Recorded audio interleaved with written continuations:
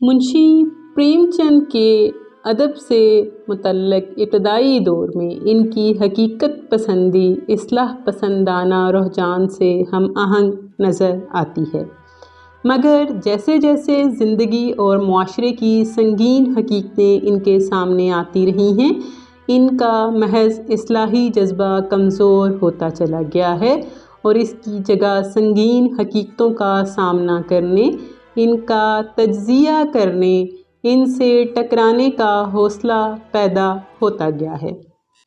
محض اتفاق ہی ہے کہ منشی جی کے دو افسانے نجات اور کفن، جو نہایت مؤثر اور دردناک اور شاہکار افسانے ہیں، چماروں کو ہی اپنے مرکزی کردار بناتے ہیں۔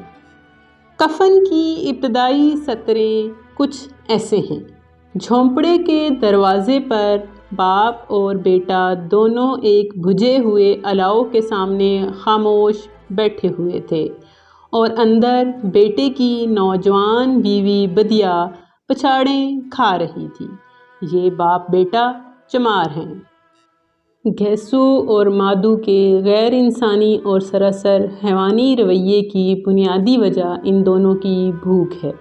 چنانچہ مادو اپنی درد ذرا سے چیختی ہوئی بیوی کے پاس اس اندیشے سے نہیں جاتا کہ اس کا باپ گھیسو آلوؤں کا ایک بڑا حصہ صاف کر دے گا، اور یہی اندیشہ گھیسو کو بھی ہے۔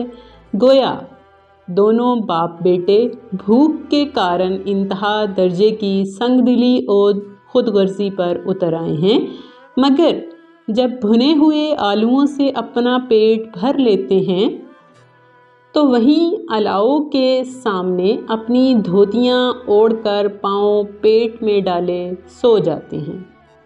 کفن منشی پریم چند کا معروف ترین افسانہ ہے۔ اب تک ان کے جتنے بھی افسانوی انتخابات چھپے ہیں، قریب قریب ان سب میں یہ افسانہ شامل ہے۔ پاک و ہند کے لکھنے والوں کی نئی نسل اس افسانے سے خاص طور پر متاثر ہوئی ہے۔ یہ افسانہ حقیقتاً ہے بھی بہت اونچے درجے کا، اور جہاں تک میں سمجھتی ہوں یہ افسانہ نگار کے ارتقائی عروج کی نشانی بن گیا ہے۔